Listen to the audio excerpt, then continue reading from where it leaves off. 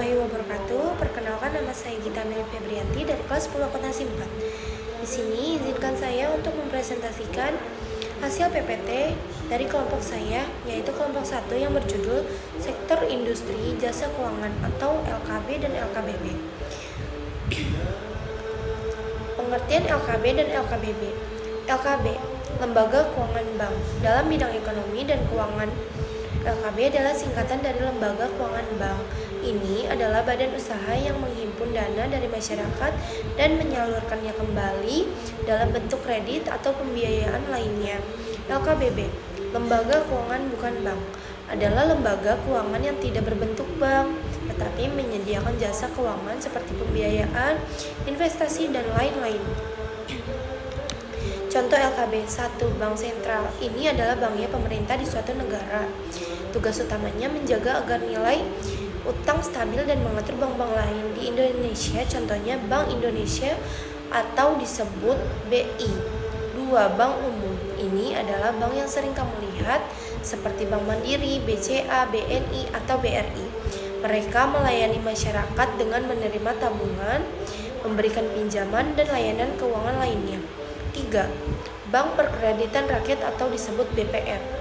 Bank ini biasanya lebih kecil dari bank umum dan fokus melayani masyarakat di daerah-daerah kecil atau usaha-usaha kecil. Mereka juga menerima tabungan dan memberikan pinjaman, tapi dengan aturan yang mungkin sedikit berbeda dari bank umum. Contohnya seperti bank desa. Contoh LKBB. 1. Pegadaian. Pegadaian adalah salah satu lembaga keuangan dan bank milik BUMN yang sudah dikenal oleh masyarakat luas sebagai solusi keuangan saat mendesak. Berfungsi mengelola penyaluran uang pinjaman atas dasar hukum gadai dengan cara mudah, cepat, aman, dan hemat.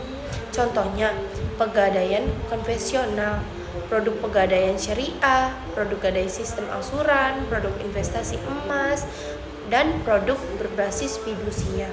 2. Dana pensiun. Dana pensiun adalah sekumpulan dana yang diperoleh dari iuran tetap tiap peserta ditambah penyisihan penghasilan perusahaan, serta para peserta memiliki hak mendapatkan bagian keuntungan itu setelah pensiun. Berfungsi sebagai jaminan penghasilan, fungsi dana pensiun juga berpengaruh terhadap perlindungan dan kenyamanan finansial. Contohnya, pemberi kerja, lembaga asuransi kesehatan, dan lembaga keuangan. 3. Modal ventura.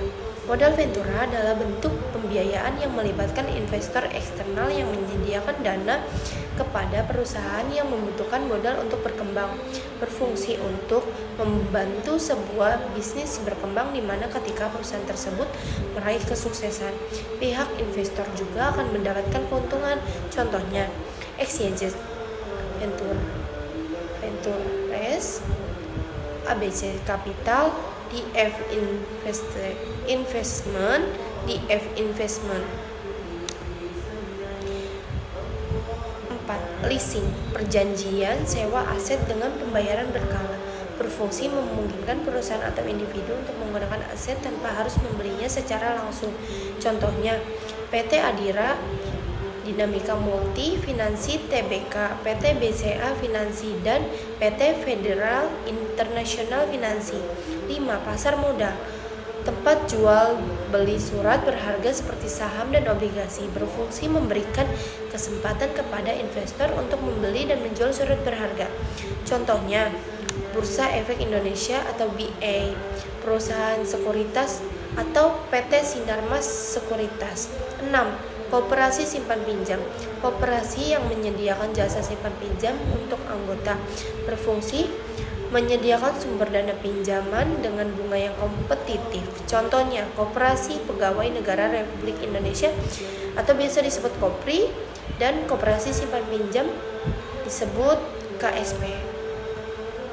7. Perusahaan asuransi, perusahaan yang menyediakan perlindungan keuangan terhadap resiko kerugian. Berfungsi memberikan perlindungan keuangan kepada nasabah dengan memberi premi.